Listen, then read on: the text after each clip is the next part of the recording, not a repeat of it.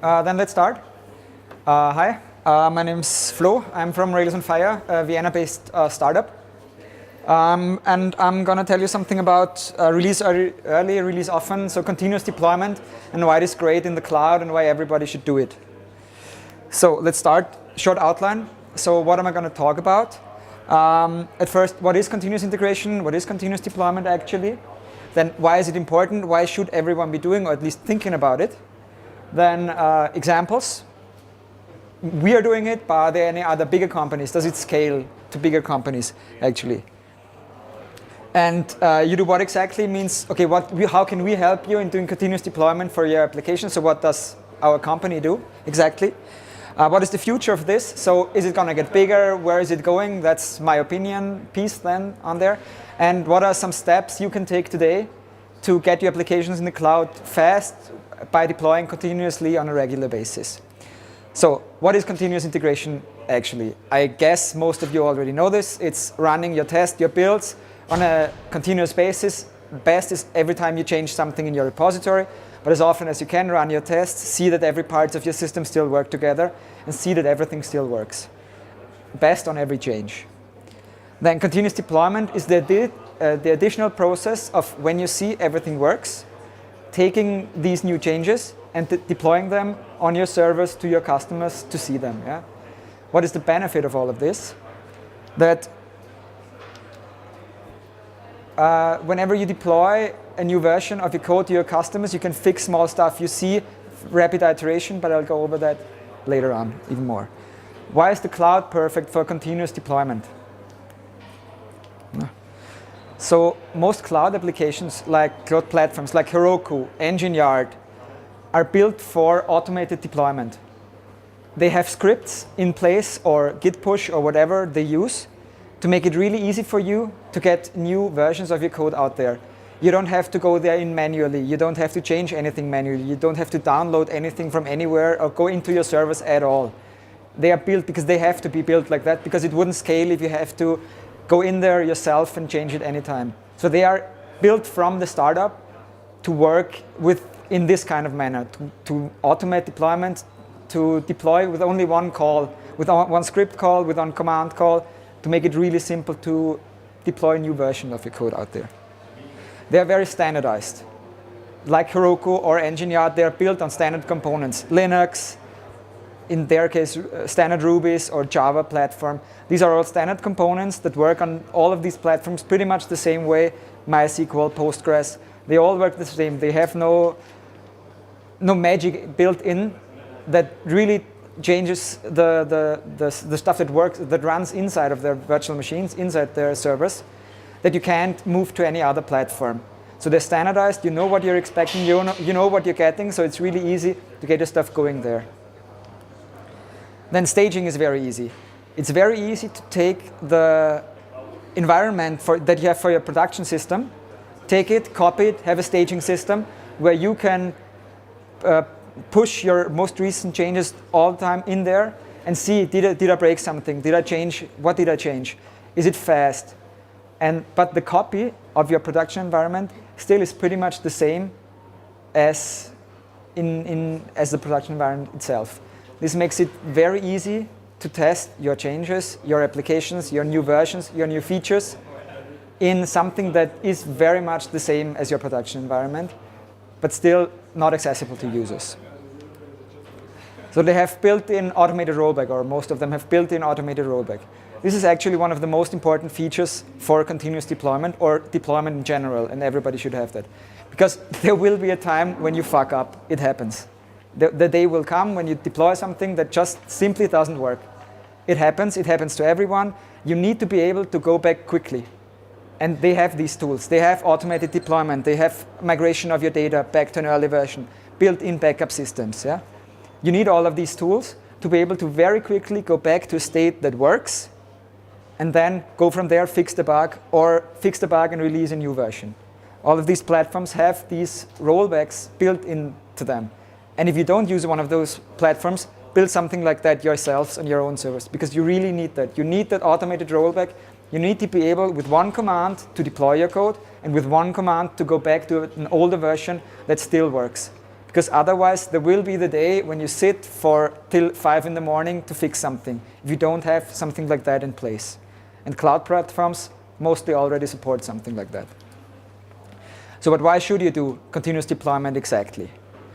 So the first point is, continuous deployment, releasing all the time to your customers, forces you to build a robust application. Because if you change your application quickly, you can't just take 2 months off and completely rebuild it if something sucks. You have to build from the startup, you have to build something that is built for change, that can change all the time, where you can swap out specific parts to others. So you have to build an application that is made up of solid architecture consisting of several small services or small pieces that have their own responsibilities and work together. You are forced to build something like that. You can't, with something like that, in the cloud or with continuous deployment, you just can't build these huge applications where everything is crammed into one, because it's too complicated. It's too complicated to test. It's too complicated to release those. And that's one of the things the industry is going in general, to have smaller applications, to have smaller services that are connected together, but each one of them works completely single and separated from the others. For example, I guess most of you know Netflix, the streaming service. This is sadly not available in Europe right now. But last year, when Amazon, so they're completely based on Amazon, on the Amazon cloud. Last year, when the Amazon cloud went down for, I think, 2 days, Netflix didn't go, at least the East Coast part of Amazon cloud did go down. Netflix didn't go down. Netflix spread its architecture over several centers of Amazon and has, which is pretty cool actually, something called the Chaos Monkey. The Chaos Monkey is a piece of software that regularly goes in and just shuts down specific parts of the infrastructure, which are in production. So it specifically kills parts of their production environment to see how they react to it. Yeah. Is it a part of the test? Is the monkey? No, it's part of, in production. It really runs in production. The Chaos Monkey just shuts down some of their production servers, and then the production system has to still work with that. So for example, the parts that give you reviews, they just shut that down. So the reviews you get are older ones or from a different service, or just there are no reviews on the site for them. Or when you can see like movies you like, or this whole like system, this suggestion system, yeah? When the suggestion system dies, the Chaos Monkey kills the suggestion system, then you just don't get these very high detailed suggestions, but only very general ones. So they built their whole infrastructure to work as services, interconnected, but when one of them dies, you get a worse version of the system, but still you get something back. It's just not completely dead. And that is why they survived Amazon and most others didn't, including, for example, Heroku, who died. So the application has to be easy to test. It has to be comprised of several parts that may together form a very complicated system, but in each part is simple to understand, simple to replace, and simple to test. And testing is the most important, or one of the most important things in this. You can't release often. You can't build a quickly changing system without testing it. But you have to be smart when testing. You have to test on a high level to make sure that your business processes work, to make sure it's still your sign-up works, to make sure your payment system works. It doesn't matter if any model validation test works or not. Who cares? As long as the sign-up and the payment works, people can sign up for a service, pay for a service, and use it, then who cares if some low-level thing doesn't work, because necessarily if the higher-level thing works, the lower level have to. But more on this later. Another important point for why you should do continuous deployment is very fast iteration. But what exactly does very fast iteration mean? The basic point why we develop software or why we build products is that we want to bring value over time to our customers. The time they spend with our product, and this is not only for software development, this is for any kind of product anywhere. You want to maximize the value they get out of the time they spend with your product. If they spend, like with Facebook, a couple of hours a day, you want to make the specific parts fast. If they spend a couple of minutes with your application, you want to give them the most value. If you develop a game, you want these 10 hours they spend with you to have the most value possible. So why do you wait for weeks when you know there are some small parts in your application that need to be changed, that need to be fixed? Why wait weeks to release all of those small changes with the one big new feature when you can instead release the small changes, the small fixes all the time, and then when the big new feature is ready, then release the big new feature? Because you can increase the value over time they spend with your product a lot by just simply fixing the small things that irks them, the small things that take away the time. One of them may only be small, but 1,000 things are death by 1,000 cuts. Maybe one of them is only small, but in the whole thing of it may lead your customer to decide that your product isn't as good as the competitor's product, who iterates fast, who releases new versions fast. A product that just works better than yours does. And you should work on providing value and not wasting the customer's time. The time between you seeing a problem and fixing it, every day the customer loses time. Why release in 2 weeks? Why release tomorrow when you can release the fix now instead, and giving the user his time back and giving him greater value with his application? This is the most important and basic thing why, in my opinion, you should do continuous deployment and release your stuff as soon as you can to your customers so they get the best product that is currently available, that you can have currently built. So, yeah. Oh, sorry, I had a question. Okay, how is it done in practice currently?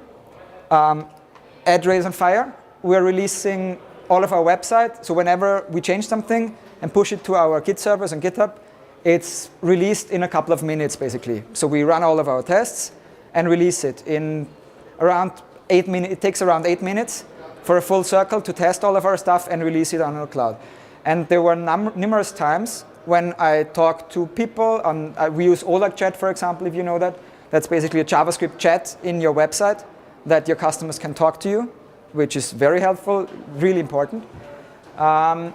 Numerous times when I talked to someone who said, yeah, there's this small thing, I really would like that to be changed, and this would make me so much more productive. So we changed it, 10 minutes later it's out there, and they love that. If it makes sense, we release it as soon and as early as possible, so the people just get a better experience.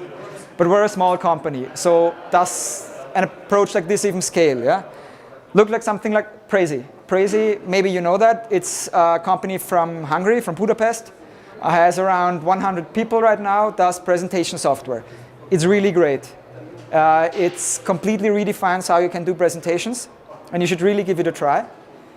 And they release all day, every day, several times a day. And what is most important, everyone on their team can release. Everyone, and not just engineers. That includes designers, QA, everyone can release a new version of their software and deploy it on their servers. Whenever they change something, they have it on a web page. They still have a manual trigger in there, but they have a web page where you can see all the latest changes of your applications that can be deployed, and for the services, and everyone can click there. Yeah? They store the backup versions as well. Yeah, you can go to earlier versions as well, and they store database backups all the time. So I think on not for every commit, I don't think so, but on a regular basis, daily backups and stuff like that, so that they can go back easily.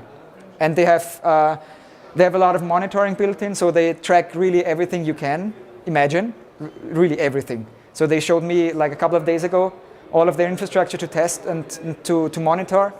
And so they really can say when they release something new, they have the knowledge when it fails, when something goes down, when the frame rate of their applications goes down, when the error rates go up. When anything happens, they can quickly go back to an earlier version, and everybody on the team can do that. So I talked to the CTO like a couple of days ago, and he said this is one of the most important things for them, to be able to really, really quickly change the application, change what users need, and really to get the product out there. Because there are other competitors, and there is PowerPoint, basically, which is still huge in this space. And they need is to build something that they can iterate quickly, see what the customers really need, and then build exactly what the people need and what the people perceive to need. So this works, this scales for big companies. Because what they've done is they've split their big application up into several small services, and every team works on a smaller service, and this one can be released all the time. If they would have one big application, this just wouldn't work because it's too complicated. So that's another point why you should split it up into smaller chunks. So just short about Rails on Fire. So what are we doing? We're basically like in the middle part here. So you host your code somewhere, you run it somewhere. Whenever you change something here, we take your code, run your tests, see if everything works, and if everything works, we deploy to your Heroku engine yard, to your servers, wherever you want it to be. Yeah? And our longer term vision is also to then, as soon as your new application is deployed, we take data from analytics, from your payment systems, from New Relic, from your monitoring, all that into our system, and see if any of the metrics that are important to you change. If you sell less, if your more errors happen. If anything fails with your system, we make it easy for you to go back to an earlier stage that still works, and so you can be sure that your application works for your users and you give them the best value. But that's only very briefly. If anyone is interested or wants to talk to me later about that, I'll be here for at least a couple of hours still. So what is my opinion on the future of this? We are at CloudCamp, the first one here today. So the cloud is absolutely going stronger and stronger every day. More and more people are pushing their applications to the cloud, or running them in the cloud. Less people are running them on their own servers. So the process of then going out and releasing very often and doing it on a continuous basis will get bigger and more important, especially when your competitors start doing it. Because when your competitors do it and they can build their applications faster than you, then you're doomed, basically. Because the day will happen that they have a bad application, because they don't wait for 3 months to release the new thing. They release it today, tomorrow, and the next day, and the next day, and the next day. And in 3 months, when you come out with your new feature, they already have something much better because they know exactly what the people need, because they see every day what changes, what do the people need, and react to it. And they don't just wait on the one big thing to come out, but ask their customers, what exactly do you need, and then build it, and then release it fast. So the cloud makes this process much more important and much more interesting, in my opinion. But let's see where this goes. So a better tomorrow today. What are some of the things, in my opinion, that everybody can do right now to start getting into the habit of deploying continuously and integrating? The first thing is test. Testing is important. You need to test your application. Not testing your application and releasing stuff that is not tested on a continuous basis is, in my opinion, like driving blindfolded. You may not crash now, but you will crash, and it will hurt. And the later you crash, maybe the faster you go, and it will hurt, no matter what you do today. So but you have to be smart about it, as I said before. Don't just test anything just so you test it, or that you have their code coverage up and whatever. That makes no sense. Test what is important to you. Test the most important workflows. Test your sign-up. Test your payments. See that your customers or your users can go through the main flows of your application. And if those work, then the underlying things, they have to work as well. So you have to test, but be smart about what you test. Then automate deployment. Basically deploying, no matter where you deploy to, Heroku, your own server, whatever, make it one script. Execute one script, one command, and then it has to be out there.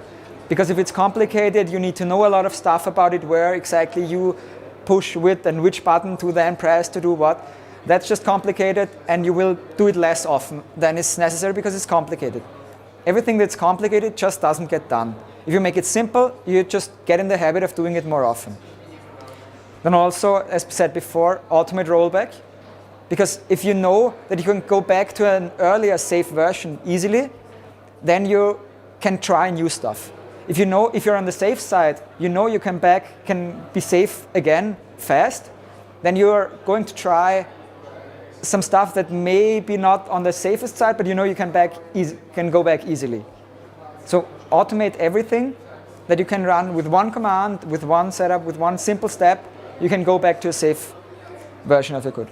So then, of course, build small services. That's important. Build robust architectures with small services that work together, are simple in itself, but comprise a complicated system. Because then you can swap any one of them out easily, test them easily, but that's major principle of modern software design anyway. Then have a staging environment, deploy to your staging environment. Have some servers standing somewhere at least where the latest version of your code runs, so you can always take a look at it, if it still works, how it looks, what you changed, if anything broke that you didn't catch in your tests.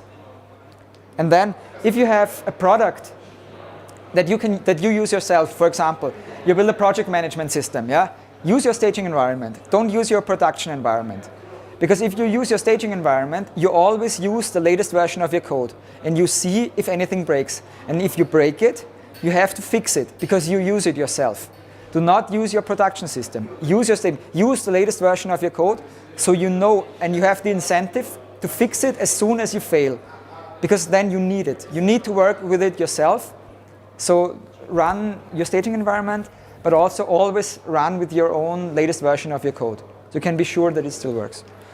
And then the last part is deploy to production automatically. Use something like that to release early, release often to your customers, and really bring them a lot of value. Okay, thanks. That's for it. Are there any questions? But I'd like to be interested. So which systems do you use? Do you do deployment, continuous integration, anything like that? Or how do you release software to your users, to your customers? So if one of you would be interested to talk to you guys afterwards, so just come up to me. Thanks.